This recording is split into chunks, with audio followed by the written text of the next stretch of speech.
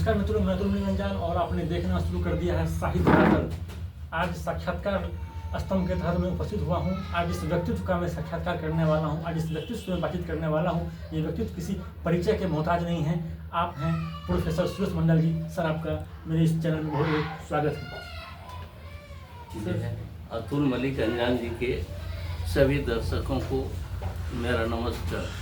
Sir, पहला प्रश्न आपसे मैं ये करना चाहता हूँ कि अपने जन्म स्थान एवं माता पिता के संबंध में सब बताएं। जो है, मेरा जन्म पूर्णिया जिला के निपनिया पंचायत के मऊरजान गांव में हुआ था और मेरे पिताजी एक सुसंपन्न किसान थे और ज्ञान के क्षेत्र में उनकी इतनी प्रतिष्ठा थी कि आसपास के 8 गांव के लोग जब भी किसी के साथ कोई समस्या होती थी मेरे पिताजी को बुलाकर ले जाते थे और इनके न्याय प्रियता से प्रायः सभी प्रसन्न रहते थे।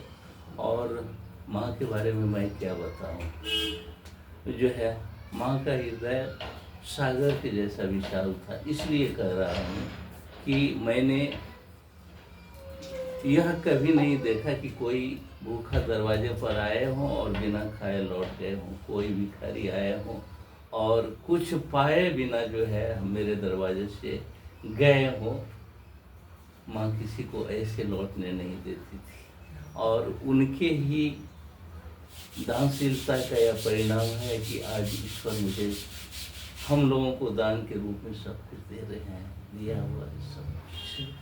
सर, साहित्य से कैसे लगा हुआ और कब से आपका लेखन प्रारंभ हुआ, ये मैं दरअसल जानना चाहते हैं। दरअसल एक तो जब हम लोग बहुत छोटे छोटे थे, पिताजी के अपने घर में बहुत सारे ग्रंथ रखे हुए थे, रामचरितमानस, महाभारत, बिहुला और जो है राजा बृजभान, अन्य जो है कई तरह की पुस्तकें। और मेरे दरवाजे पर टोले के लोग आकर के पढ़ते थे और पिताजी उनको सुनते थे।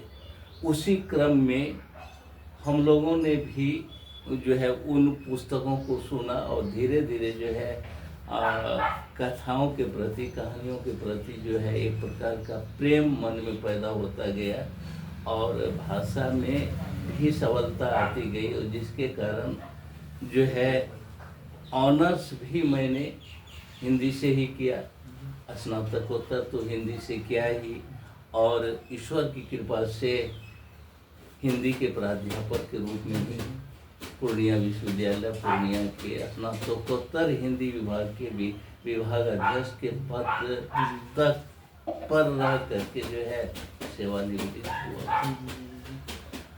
सर, वर्तमान साहित्य को आप कैसे देखते हैं? वर्तमान की साहित्य स्थिति को आप कैसे देखते हैं? इस पर 2-3 वाक्य में सर अपनी बात को रखेंगे। सर, असल में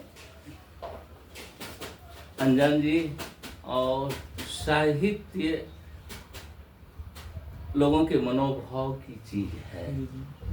साहित्य में मनोभाव की अभिव्यक्ति होती है और जब तक मानव का जीवन है तब तक मानव के जीवन में सुख दुख आते जाते रहेंगे और इन्हीं सुख दुख की अभिव्यक्ति साहित्य करता है।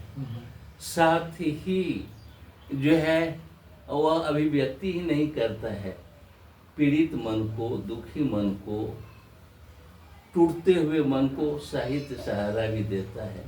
इसीलिए साहित्य का महत्व न कभी कम था न कभी कम होगा। इसका महत्व सुन रहेगा तब तक जब तक मानव है और मानव की मननशीलता जीवित है।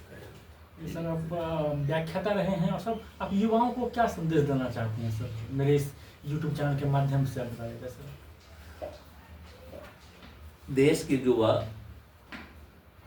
देश के कर्णधार होते हैं। उनके ऊपर सबसे बड़ा दायित्व होता है स्वयं के चरित्र का निर्माण, स्वयं के जीवन का निर्माण, स्वयं के भविष्य का निर्माण। और यह तभी संभव हो सकता है जब हम अपने श्रेष्ठ पुरुषों को जाने, श्रेष्ठ पुरुषों के द्वारा रचित ग्रंथों का स्वाध्याय करें और जब हमारे देश के युवक, हमारे समाज के युवक अच्छे ग्रंथों का अध्ययन करेंगे, मनन करेंगे, उसको धारण करेंगे और उसके अनुसार अपने जीवन को ढालने की कोशिश करेंगे तो निश्चित रूप से युवक का जीवन सुखमय होगा और इस तरह से समाज में भी सुखों का संचार प्रसार होगा। इसीलिए हम एक वाक्य में कहना चाहेंगे, जितने भी युवा अपने जीवन के निर्माण में संलग्न हैं वे श्रेष्ठ लेखकों की पुस्तकों को पढ़ें और उनसे मार्ग प्राप्त कर अपने जीवन को सुंदर और आनंदमय बनाने का प्रयास करें। बहुत बहुत धन्यवाद सर। अभी आप देख रहे थे प्रोफेसर सुरेश मंडल सर से मैं बातचीत कर रहा था साक्षात्कार। आप देखते रहें साहित्यिक यूट्यूब चैनल साहित्य धरातल। दें विदा, नमस्कार।